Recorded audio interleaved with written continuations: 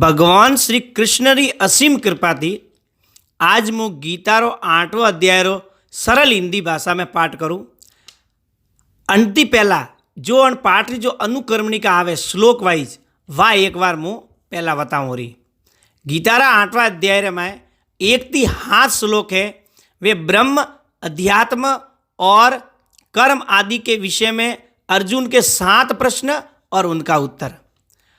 8 से 22 श्लोक है भक्ति योग का विषय और 23 से 28 है शुक्ल मार्ग और कृष्ण मार्ग का विषय।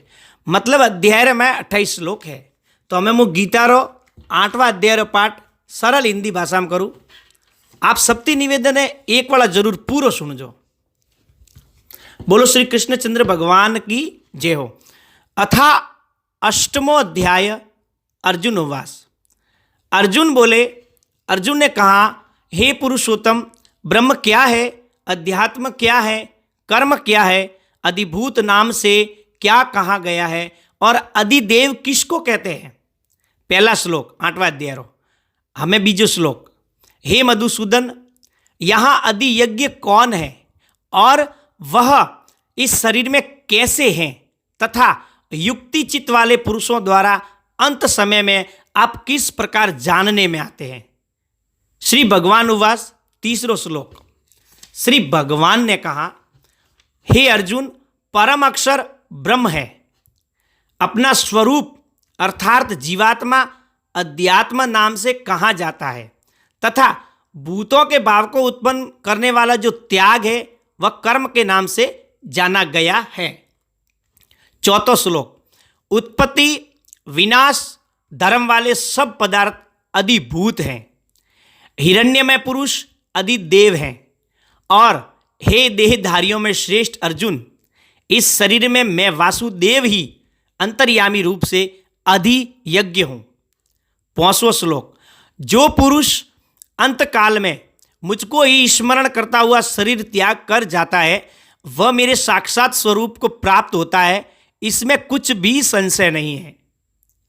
6वां श्लोक, हे कुंती पुत्र, ये मनुष्य अंत काल में जिस जिस भी भाव को स्मरण करता हुआ शरीर त्याग करता है उस भाव को ही प्राप्त होता है, क्योंकि वह सदा उसी भाव से भावित रहता है। 7वां श्लोक, इसलिए हे अर्जुन, तू सब समय में निरंतर मेरा स्मरण कर। हे अर्जुन, तू सब समय में मेरा निरंतर स्मरण कर और युद्ध कर। इस प्रकार मुझमें अर्पण किए हुए मन बुद्धि से युक्त होकर तू निसंदेह मुझको ही प्राप्त होगा। 8वां श्लोक 8वां अध्याय 8वां श्लोक, हे पार्थ, ये नियम है। हे पार्थ, ये नियम है कि परमेश्वर के ध्यान के अभ्यास रूप योग से युक्त दूसरी ओर न जाने वाले चित्त से निरंतर चिंतन करता हुआ मनुष्य परम प्रकाश रूप दिव्य पुरुष को अर्थात परमेश्वर को प्राप्त होता है। 9वां श्लोक, जो पुरुष सर्वयज्ञ अनादि सबके नियंता सूक्ष्म से भी अति सूक्ष्म सबके धारण पोषण करने वाले अचिंतनीय रूप सूर्य के सदर्श नित्य चेतन प्रकाश रूप और अविद्या से अति प्रेय शुद्ध सच्चिदानंद घन परमेश्वर का स्मरण करता है। 10वां श्लोक, वह भक्ति युक्त पुरुष अंत काल में भी योग बल से भ्रकुटी के मध्य में प्राण को अच्छी तरह स्थापित करके वह निचल मन से स्मरण करता हुआ उस दिव्य रूप परम पुरुष परमात्मा को प्राप्त होता है।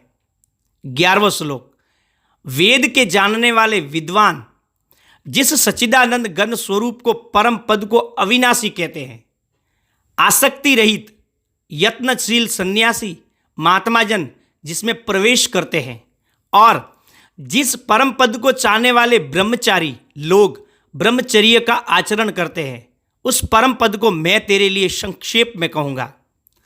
12वां 13वां श्लोक एक साथ, सब इंद्रियों के द्वारों को रोककर मन को हृदय में स्थिर करके फिर जीते हुए मन के द्वारा प्राण को मस्तक में स्थापित करके परमात्मा संबंधी योग धारणा में स्थित होकर जो पुरुष ओम इस एक अक्षर रूप ब्रह्म को उच्चारण करता हुआ और उसके अर्थ स्वरूप मुझ निर्गुण ब्रह्म का चिंतन करता हुआ शरीर को त्याग कर जाता है, वह पुरुष परम गति को प्राप्त होता है।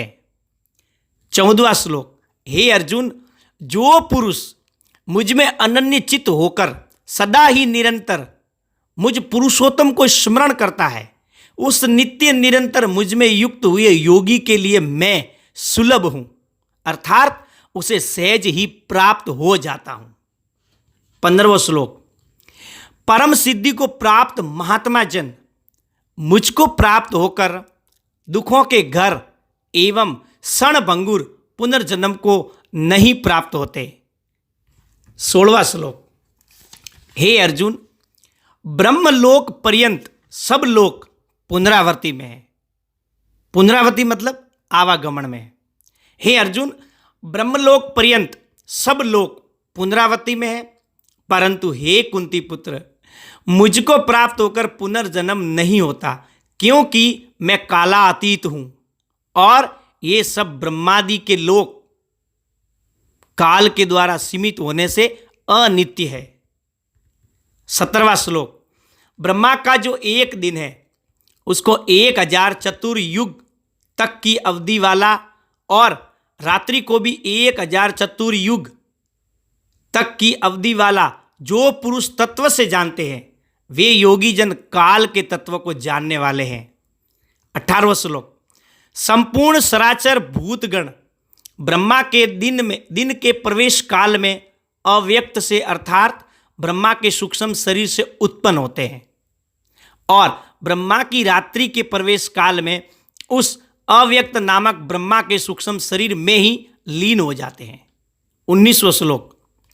हे पार्थ, वही भूत समुदाय उत्पन्न होकर प्रकृति के वश में हुआ रात्रि के प्रवेश काल में लीन होता है और दिन के प्रवेश काल में उत्पन्न होता है।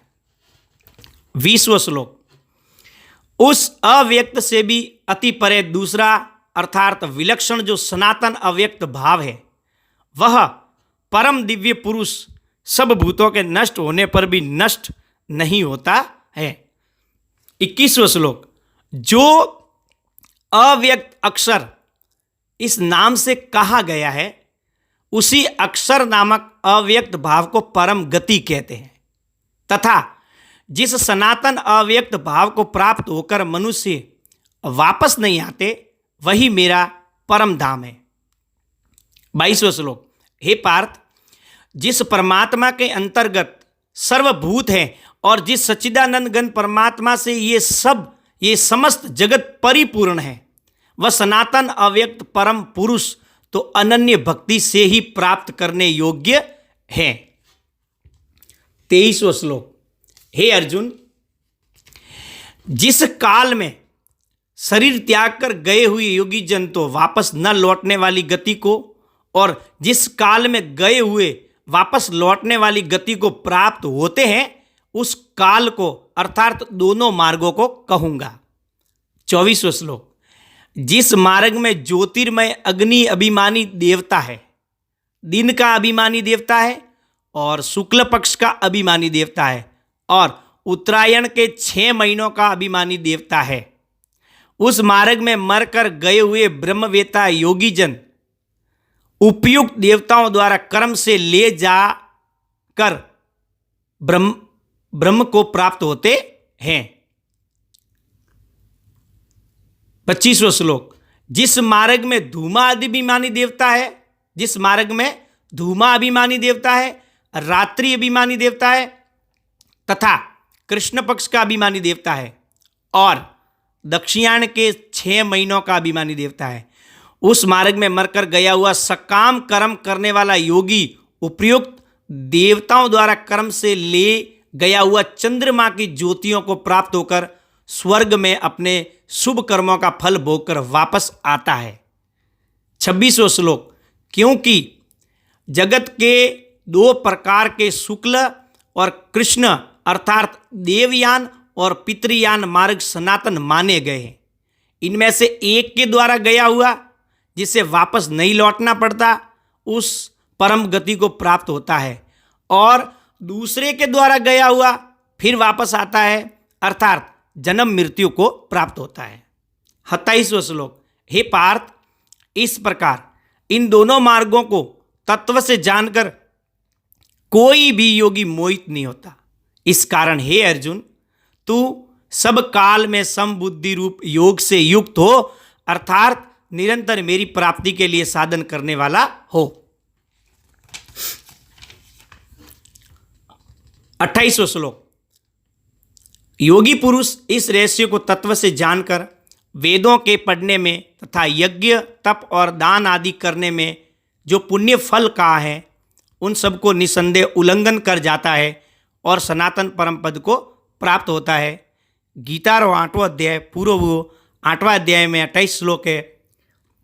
ओम तत्सदिति श्रीमद् भगवद गीता उपनिषत्सु ब्रह्म विद्या योग शास्त्रे श्री कृष्ण अर्जुन संवादे अक्षर ब्रह्म योगो नाम 8वां अध्याय पूर्व। बोलो श्री कृष्णचंद्र भगवान की जय हो। राधे के श्याम की जय हो।